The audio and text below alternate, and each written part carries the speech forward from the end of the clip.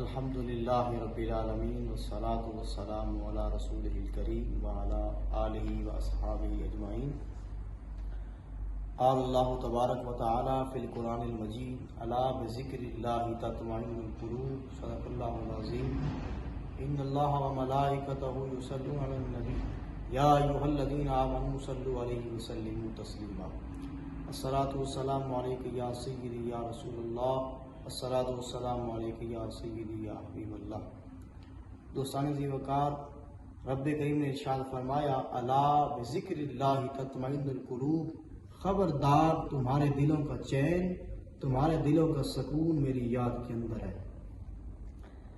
شاعر نے کیا خوب کہا یار، نہ دنیا سے نہ دولت سے نہ گھر آباد کرنے سے تسلی دل کو ہوتی ہے خدا کو یاد کرنے سے۔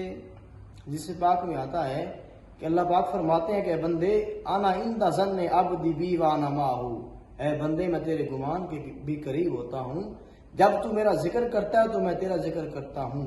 اے میرے بندے، اگر تو مجھے اپنے جی میں یاد کرتا ہے تو میں عرش پہ بیٹھ کے تجھے اپنے جی میں یاد کرتا ہوں اپنی شان کے مطابق۔ اے بندے، اگر تو بندوں کی محفل سجا کے مجھے یاد کرتا ہے تو میں اس سے بہتر فرشتوں کو بلا کر تیری یاد کرتا ہوں۔ اے بندے، اگر تو میری طرف چل کے آتا ہے میں دوڑ کے آتا ہوں۔ اے بندے، اگر تو میری طرف ایک بلشت آتا ہے میں ایک گز تیرے قریب آتا ہوں۔ اے بندے، اگر تو مجھے ایک دفعہ اللہ کہے تو میں 10 دفعہ جواب دیتا ہوں لبیک یا عبدی، اے میرے بندے میں حاضر، کیا مانگتا ہوں۔ حضرات ذی وقار، انسان ہی رب کائنات سے دور ہے، وہ تو انسان کی شان سے بھی زیادہ قریب ہے۔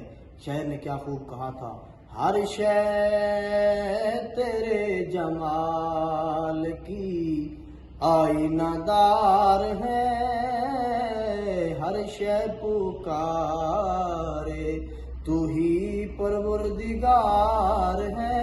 میاں صاحب نے کیا خوب فرمایا، اول ہم ثنا الہی تے جو مالک ہر دا اس دا نام پکارن والا کسے بھی میدان نہ ہردا۔ اللہ تعالیٰ ہم سب کو اپنے ذکر کرنے کی توفیق عطا فرمائے۔ وما توفیقی الا باللہ العلی العظیم۔